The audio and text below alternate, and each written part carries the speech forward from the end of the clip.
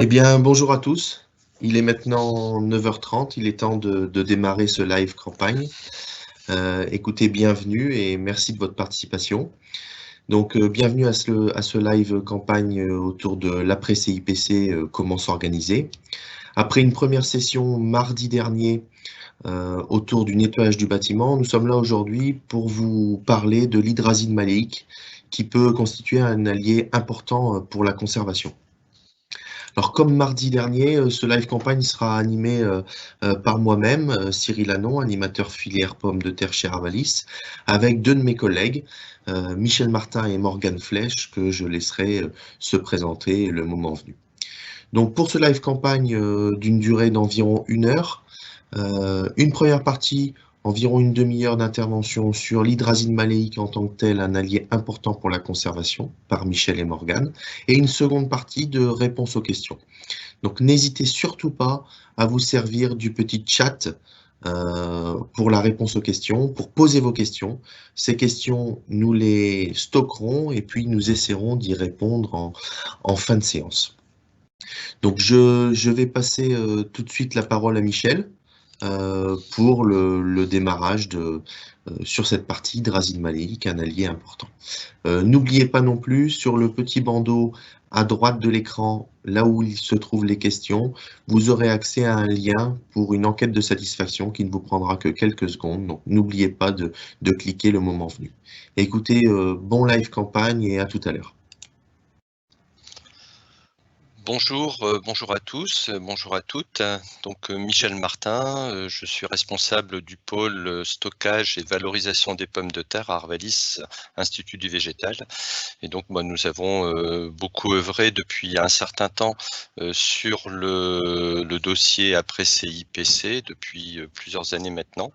Donc à la suite du volet nettoyage évoqué en ce début de semaine, donc nous allons voir maintenant faire un peu un bilan de l'état des lieux des connaissances sur l'hydrazine maléique pour montrer comment sa place peut se trouver dans une stratégie de lutte contre la germination en conservation des pommes de terre. Donc, au sommaire de ce point, que j'animerai avec Morgane. Donc, nous passerons successivement en revue tout d'abord un petit point réglementaire. La réglementation, malheureusement, effectivement, c'est quand même toujours quelque chose d'important et que nous subissons. Nous regarderons plus en détail les modes d'action et à quoi s'attendre en termes d'efficacité antigerminative pour ce produit, et également ses effets secondaires, des efficacités complémentaires qui sont souvent très intéressantes également à considérer pour avoir un bilan complet d'utilisation sur l'efficacité de la molécule. Donc l'hydrazine maléique, tout d'abord, c'est une molécule sur laquelle on a une bonne visibilité réglementaire, sauf gros problème qui surviendrait du jour au lendemain. Ce que l'on peut dire, c'est que cette molécule vient juste d'être homologuée, donc il y a en fin d'année 2017, et date à laquelle la Commission européenne a reconduit son homologation pour 15 ans. La molécule aujourd'hui est homologuée à l'échelle européenne jusqu'en 2032, ce qui nous laisse quand même une bonne visibilité quant à sa possibilité d'utilisation. À l'occasion de ce réexamen, a été quand même apporté des contraintes supplémentaires sur la pureté du produit technique, qui doit rentrer dans la composition des spécialités commerciales, qui a été revu nettement à la baisse, avec un taux d'impureté en hydrazine maléique qui a été abaissé de 1 mg à 0,28 mg par kilo, ce qui a entraîné quand même en général des travaux complémentaires par les sociétés pour parvenir à ce degré de pureté. Une légère augmentation de tarifs à cette occasion également souvent a été observé, mais dans un niveau relativement minime. À noter qu'à l'occasion de réexamen également de cette molécule, on est passé d'une LMR qui était auparavant fixée à 50 mg par kilo à une LMR aujourd'hui fixée à 60 mg par kilo. Par rapport justement à cet LMR, ce qu'on peut regarder, c'est quel niveau de résidus on trouve dans les pommes de terre. Est-ce que, on a un risque quelquefois de dépassement de cet LMR? Bon, on peut dire que le risque, est quasiment nul, sur plus de 1 500 analyses réalisées depuis les 10 dernières années dans le cadre du plan de surveillance, CNIPT Arvalis. On n'a, jamais eu d'excédent de la LMR, bon, qui était à l'époque fixé donc pour une bonne partie du temps à 50 mg par kilo. Le niveau maximal observé sur ces 10 ans, sur ces 1500 analyses, était de 43,4 mg par kilo, avec des chiffres moyens de 0,1 mg par kilo. En général, lorsque l'on détecte de l'hydrazine maléique dans les pommes de terre commercialisées, donc là environ, ça concerne à peu près 30% des lots, hein, donc vous le voyez, une quantification sur 26,8% des échantillons. En moyenne, les teneurs moyennes varient, sont relativement stables entre 8 et 10 ppm. Le produit, la molécule hydrazine maléique, est commercialisée à ce jour, au niveau par 2 sociétés, Kreiglinger d'un côté et UPL Arista de l'autre, avec, une formulation liquide pour, Kreiglinger, donc, dénommée initialement Itcan SL 270, mais qui est également commercialisée sous d'autres noms commerciaux tels que Chronemash et Magna SL. Cette application se fait donc sur une dose d'emploi de 11 litres à l'hectare en une seule application, avec un délai avant récolte de 21 jours. En ce qui concerne l'autre solution, donc Phaserstar, c'est un produit là qui est plutôt sous forme de granulés dispersibles, donc à une concentration de 800 grammes par kilo, qu'on applique à une dose de 5 kg hectare, avec le même délai, donc avant récolte de 3 semaines. Ce que l'on peut malgré tout noter, c'est que cette année, compte tenu justement des évolutions réglementaires sur les niveaux de pureté des produits techniques, on a quasiment une indisponibilité en produits Phaserstar sur le marché qui devrait revenir plutôt l'année prochaine, et le marché de cette année sera surtout alimenté quasiment exclusivement par le produit Itcan. L'hydrazine maléique, c'est un produit avec un positionnement très particulier, spécifique, dans le cadre son homologation pour contrôler la germination des pommes de terre. Donc c'est le seul qui s'applique au champ, donc sachant qu'ensuite, effectivement, en conservation, on va pouvoir le compléter, son efficacité, son long terme, avec d'autres produits. Mais donc on a vraiment là une certaine spécificité de cette molécule. Spécificité donc qui s'explique au niveau de son efficacité sur le blocage de la germination par l'application du produit sur le feuillage, qui va migrer ensuite progressivement vers les tubercules où il va s'accumuler. De ce fait, au moment de la récolte, les tubercules contiennent déjà le produit, donc ce sont les résidus finalement qui sont présents dans les tubercules qui bloquent ensuite en conservation la germination. Donc il est quand même important d'avoir un taux de résidus minimal dans les tubercules pour avoir une bonne efficacité antigerminative. L'avantage c'est d'avoir ces pommes de terre traitées dès la récolte, sans disperser de produits dans le bâtiment, et d'avoir également des pommes de terre qui sont laissées au champ, qui vont posséder le produit et donc vont être également traitées quelque part contre la germination. On reviendra tout à l'heure sur cet effet secondaire. Si on veut avoir une bonne efficacité en stockage, il va être important d'être très vigilant sur le bon choix de la date de traitement et des conditions de traitement pour avoir une bonne absorption du produit. l'efficacité du produit agissant sur le blocage de la division cellulaire, il faut quand même attendre que les pommes de terre soient assez grosses avant d'appliquer le produit. En général, le calibre minimum à atteindre sur les tubercules est 25 mm. En fonction des durées de végétation, durée de cycle, on peut attendre un petit peu plus, mais en général, il vaut mieux quand même rester raisonnable au niveau de la tardivité de l'application et le calibre, le créneau de calibre 25 à 40 mm pour la très grande majorité des tubercules est quand même plutôt à choisir. Ce qui va être très important, c'est d'appliquer le produit sur des plantes qui ne vont pas être stressées, qui ne sont donc pas également entrer en sénescence, donc de façon à avoir une bonne absorption du produit sur l'ensemble de végétation sur lesquelles le produit va être dispersé, et donc de maintenir ensuite au moins une quinzaine de jours ces pommes de terre en végétation pour cette migration vers les tubercules.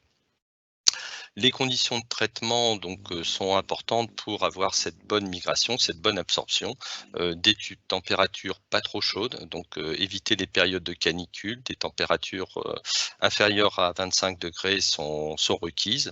De ce fait, souvent comme cette application se fait l'été, il est plutôt intéressant d'appliquer le produit tôt le matin, lorsque les feuillages est bien turgescent et que les températures sont encore assez basses. Attention également, bon, les pommes de terre sont souvent irriguées, on peut avoir des périodes d'orage. Pour avoir une bonne absorption du produit, il faut en général compter 24 heures sans pluie. L'efficacité du produit, elle est progressive. Le produit en général permet de garantir une absence de germination pendant 2 à 3 mois en fonction des variétés, en fonction des conditions de stockage. Et donc là, par exemple, en fonction de la température à laquelle les pommes de terre vont être stockées, on va avoir une rémanence plus ou moins prolongée de l'efficacité antigerminative. Ici, vous avez une courbe d'évolution de l'indice de germination qui intègre à la fois le nombre de tubercules germés et le pourcentage de tubercules avec des germes très importants. Vous voyez que on a bien entendu un effet très visible du produit entre les témoins et les pommes de terre traitées.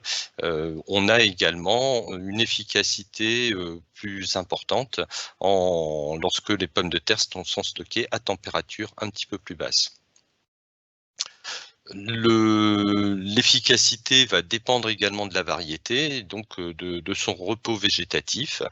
C'est ici les pommes de terre traitées donc sont en très plein.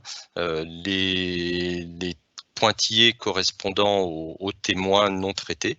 Donc vous voyez que on a des décalages entre les variétés qui sont liés au repos végétatif, donc variable entre ces différentes variétés. Agatha Binch, une variété qui démarre très rapidement, donc sur lesquelles on observe finalement un démarrage, mais très progressif de la germination, le plus rapide, sur des variétés à germination plutôt décalée. Ici, Nicolas, Charlotte, Samba. Ce décalage s'observe également sur 2 mois de rémanence supplémentaire, en général avec ce produit hydrazine maléique appliqué en végétation. Lorsque les pommes de terre sont traitées, on a une application d'hydrazine maléique au champ et que l'on complète l'efficacité en stockage par d'autres produits, auparavant plutôt du CIPC, mais aussi par exemple dans des expérimentations que l'on avait menées ici du Bioxem en stockage ou de l'éthylène, on s'aperçoit que l'efficacité antigerminative en conservation est meilleure lorsque l'on a de l'hydrazine malique présente également dans les tubercules. Donc ce qui fait que ça peut être un traitement de base quand même intéressant pour mieux gérer ensuite plus facilement le contrôle de la germination en conservation. Cet effet, cette efficacité pour ralentir et freiner la germination, c'est un effet qui se prolonge longtemps dans le temps. Ce que l'on a pu observer donc dans une expérimentation récente, sur plusieurs variétés, correspondant également à des traitements en stockage différents, c'est que lorsque on sortait ces tubercules de stockage, on les plaçait dans une phase de réchauffement, donc là pendant 2 semaines. Alors réchauffement, donc ici simulé donc une température ambiante à 15-20 degrés pour simuler une mise en rayon en magasin, où là on avait également regardé un petit peu ce qui pouvait se passer si ces pommes de terre pendant ces 15 jours étaient quand même maintenues au froid à 7-8 degrés, on s'aperçoit que on a un effet très net de l'hydrazine malique qui va permettre de mieux contrôler l'évolution de la germination durant les 15 jours, 3 semaines, enfin les 15 jours en l'occurrence, au niveau de ces mesures qui ont pu être réalisées, après déstockage. Là ici, les valeurs, donc de façon à faciliter la lecture, ont été reportées sous une forme indicielle, donc où l'indice 100 correspondait à la température initiale, à température ambiante, des pommes de terre. Donc on visualise également le fait de l'effet froid sur ce graphique, à la fois sur l'indice de germination et le poids de germe produit. On a donc un effet cumulatif sur cette expérimentation du froid et de l'essai de l'application d'hydrazine maléique au champ.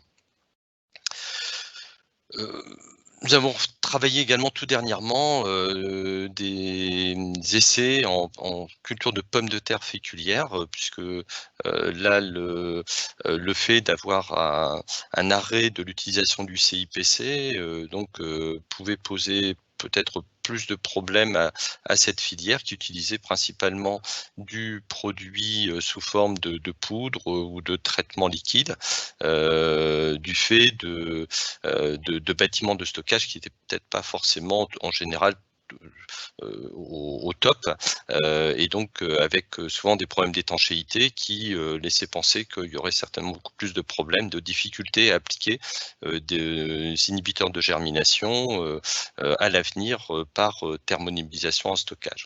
Donc l'application d'hydrazine maléique pour cette filière pouvait être particulièrement intéressant à considérer. Donc là, nous avons travaillé sur des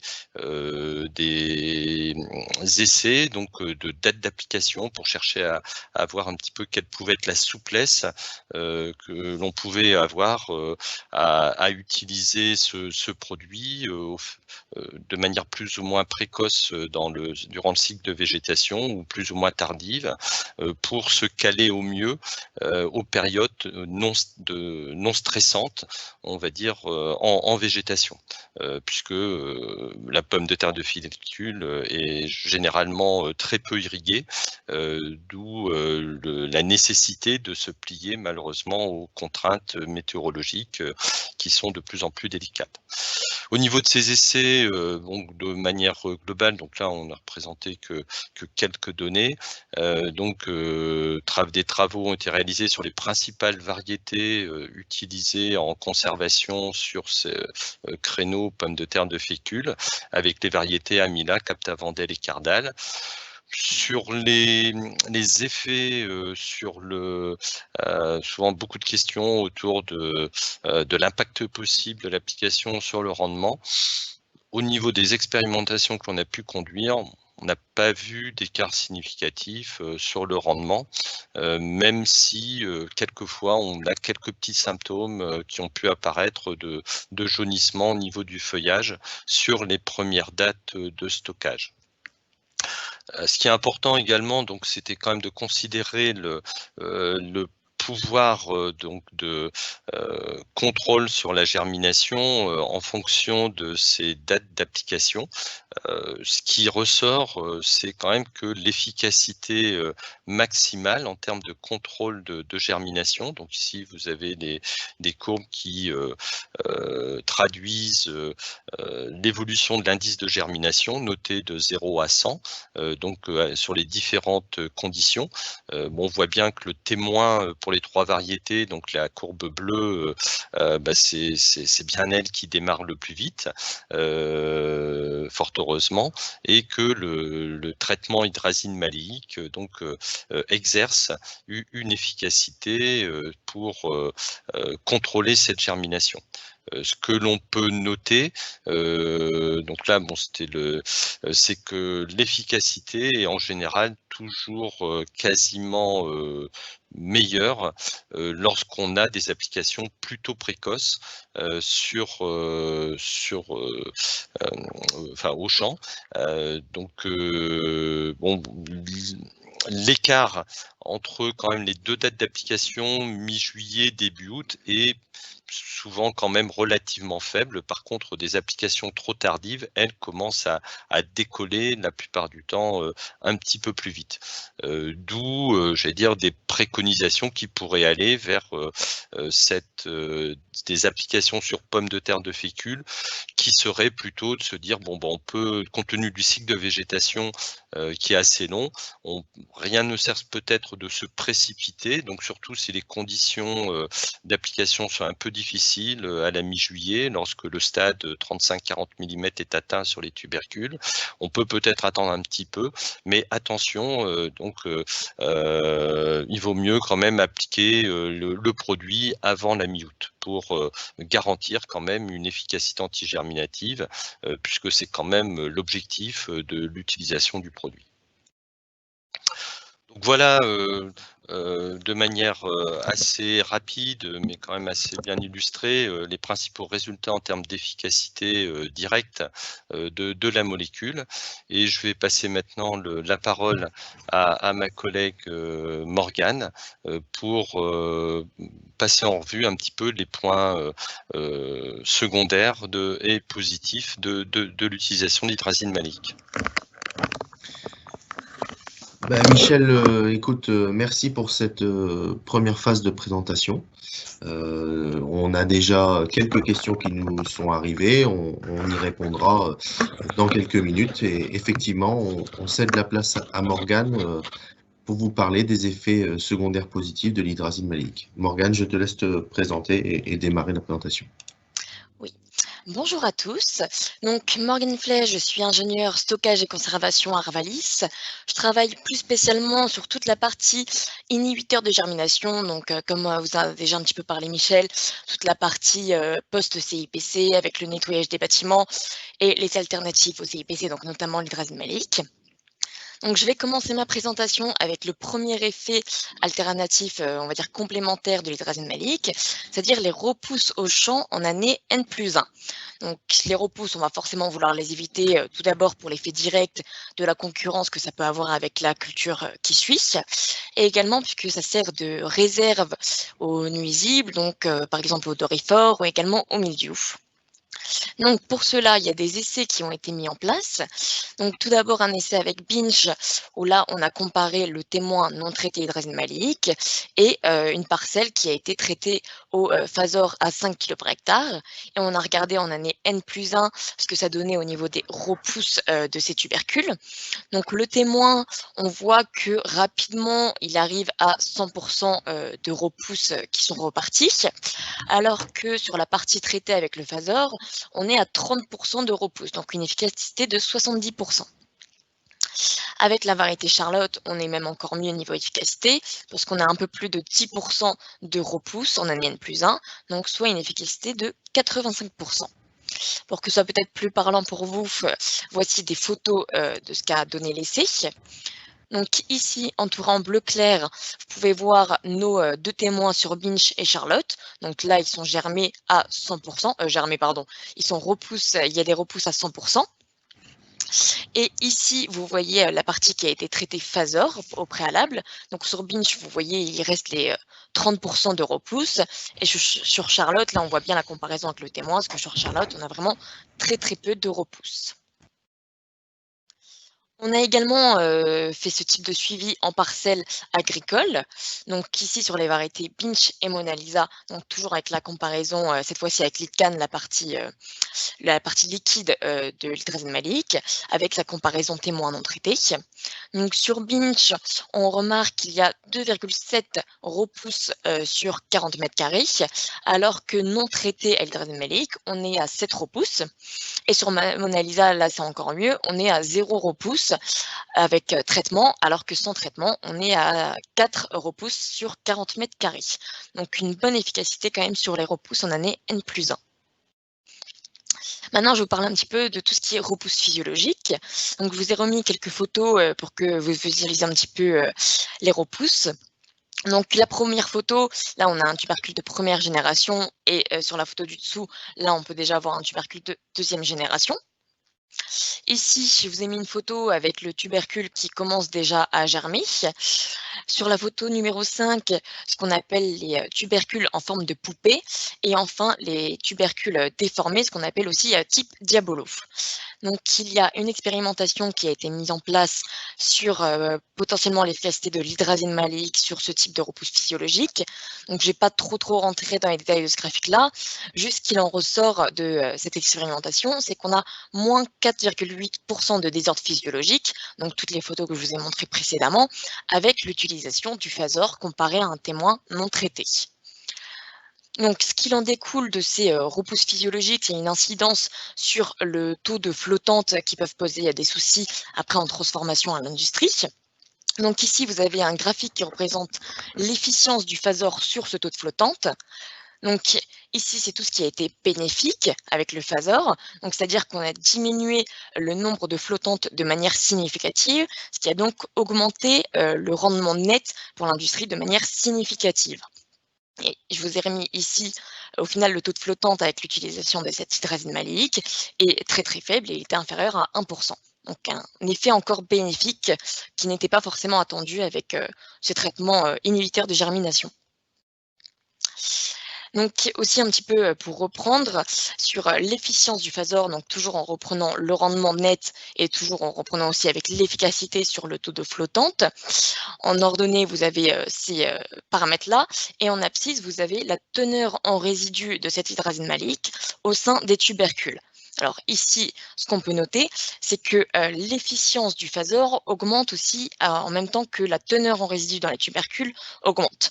C'est ce qu'on voit aussi pour l'efficacité antigerminative du phasor, de l'hydrazine maléique en général, c'est que plus on a une teneur en résidus élevée, plus on aura une meilleure efficacité sur tous ces paramètres-là. Donc maintenant, au niveau des germes internes, on a réalisé une expérimentation sur Binge et Saturna. Donc, je vais commencer à vous présenter Saturna puisque Binge a eu peu de germes internes lors de cette expérimentation. Donc sur Saturna, on a comparé d'abord sur les deux histogrammes de gauche notre témoin en thermonébulisation classique de CIPC. Et sur l'histogramme juste à droite, nous avons pareil les pommes de terre qui ont été traitées en thermonébulisation CIPC, mais qui avaient reçu au préalable une application d'ITCAN au champ. Donc ici, on peut remarquer que sans application d'hydrazine maléique, on a 1% de germination interne, alors qu'avec l'hydrazine maléique, on est à 0. Et sur les deux histogrammes qui se trouvent le plus sur la droite, ici, on a repris les mêmes modalités, sauf que cette fois-ci, on a cherché à stimuler un petit peu cette germination-là en décalant les deux dernières applications de CIPC. Donc, au lieu de les faire, on va dire, de notre cycle classique, on les a décalés de 2 à 3 semaines pour stimuler cette germination. Et là, on voit que ça a fonctionné, puisque avec le témoin thermonébulation CIPC, on a 8% de germination interne, alors que lorsqu'il a été traité au préalable avec de l'hydrazine maléique, on n'est plus qu'à 1%. Donc sur Binge, c'est moins visible. On voit juste que sur les 2 histogrammes de droite, là, on a stimulé la germination. On est à 2% lorsqu'on n'a pas été traité à l'hydrazine maléique, alors qu'on est à 0 avec ce traitement-là. Maintenant, un petit point sur les coûts que coûteraient ces inhibiteurs de germination, donc l'hydrazine maléique et également les autres. Donc, je rappelle que ce sont des coûts indicatifs qui ont été calculés environ pour 6 mois de stockage entre 7 à 8 degrés. Donc, tout d'abord, pour l'hydrazine maléique, sur un traitement, on est environ à 2,50 € par tonne. Sur l'utilisation de l'éthylène, on est à environ 4 € par tonne. L'huile de menthe, ça augmente un petit peu. Là, on est à 20 € par tonne. Le 1,4-DMN sur un programme d'une première application à 20 grammes par tonne, puis 3 applications à 15 grammes par tonne, ça reviendrait à peu près à 10 €. Et enfin, si on commence à regarder un petit peu les produits en programme, donc c'est-à-dire une première application d'hydrazine maléique au champ suivie d'application d'huile de menthe en cours de stockage, là on serait à peu près à 12 € de la tonne, alors que l'huile de menthe seule est à 20 € de la tonne, donc on diminue fortement le coût. Ensuite, l'hydrazine maléique avec le 1,4-DMN toujours en programme, cette fois-ci on diminue à 8 € de la tonne. Et l'hydrazine maléique avec l'éthylène, on sera à peu près à 5 € de la tonne. Donc ça augmente un petit peu, mais ça apporte de l'efficience, on va dire, autre, notamment sur la tenue de germination au déstockage. Donc c'est des choses qu'on pourra reprendre également sur notre présentation fin août, qui détaillera tous les autres inhibiteurs de germination alternatifs au CIPC. Donc, pour rappel, la pression germinative, elle varie quand même fortement selon la température du stockage, selon les variétés, leur dormance et également les conditions de conservation. Effectivement, si vous avez des températures très fluctuantes, ça va favoriser le départ de la germination. C'est pour ça qu'on conseille également d'avoir un minimum de ventilation, même dans des stockages un petit peu précaires, pour homogénéiser la température et optimiser au maximum la tenue de la germination. Et que l'hydrazine maléique a une efficacité de 2 à 3 mois et que dépasser ce délai-là, il est quand même conseillé d'envisager l'utilisation également d'autres traitements antigerminatifs pour tenir tout du long du stockage. Donc, un résumé pour les points forts et les points de vigilance à avoir sur cette molécule. Donc, le point fort, c'est qu'on peut l'utiliser dans des bâtiments précaires puisque ça s'utilise directement au champ. Ça a également comme conséquence de ne pas contaminer le bâtiment. Je pense que vous avez tous entendu parler actuellement du nettoyage qu'il faut réaliser sur les bâtiments à cause du CIPC. Ça permet également de décaler la première application d'inhibiteur au stockage, puisque les tubercules, dès qu'ils sont récoltés, il y a une efficacité antigerminative de l'hydrazine maléique qui est au sein des tubercules. Ça permet également de freiner la germination en rayon lorsque les tubercules sont donc déstockés. Et ça limite un certain nombre de choses, notamment la germination interne, les repousses au champ ou encore les repousses physiologiques. Les points de vigilance à avoir, c'est sur potentiellement la difficulté à appliquer lors de forte chaleur, si les tubercules ne sont pas irrigués ou vraiment en période de canicule. Donc quand même être vigilant à ce niveau-là. Ne pas non plus trop tarder pour appliquer le produit. On l'a vu, hein, Michel vous a parlé de mi-août, où après on commence à avoir un petit peu une dégressivité de l'efficacité anti-germinative au cours du stockage. Donc, être vigilant sur du stockage de longue durée. Hein. Si vous prévoyez quand même 8 mois de stockage, ça ne suffira sûrement pas avec simplement de l'hydrazine maléique. Il faut prévoir des compléments d'inhibiteurs de germination. Et enfin, avoir une bonne qualité de conservation de base vous aidera fortement à tenir la tenue germinative avec inhibiteur. Ça va apporter un complément dessus. Et enfin, en conclusion générale de cette présentation, donc l'hydrazine maléique, c'est le seul inhibiteur qui s'applique au champ qui est actuellement homologué. Il y a des combinaisons intéressantes à voir avec les autres inhibiteurs de germination. On en reparlera sur la présentation fin août, qui a plusieurs effets secondaires qui sont intéressants. Donc, je vous l'ai dit, hein, les repousses au champ, les repousses physiologiques, la rémanence en rayon, et qu'il faut bien sûr l'évolution de la tubérisation pour optimiser les dates d'application. Donc, j'ai vu passer la question, hein, c'est 80% des tubercules, c'est en nombre de tubercules qu'il faut regarder cela. Donc ici, vous avez le lien sur un article de référence qui est publié il y a déjà quelques temps, mais qui est mis à jour régulièrement. Ceux qui sont connectés mardi l'ont déjà sûrement noté. Donc, c'est un article qui refait le point sur toute la réglementation, sur les nouveautés sur la réglementation du CIPC, la LMR temporaire, également sur tout ce qui est nettoyage des bâtiments, tout ce qui est solution anti-germinative, donc ce qu'on a dit sur l'Yggdrasil maleique actuellement, et également sur les autres inhibiteurs. Donc, je vous invite à noter ce lien-ci et à y faire un tour régulièrement, comme on le met à jour au fur et à mesure de nos avancées sur les expérimentations.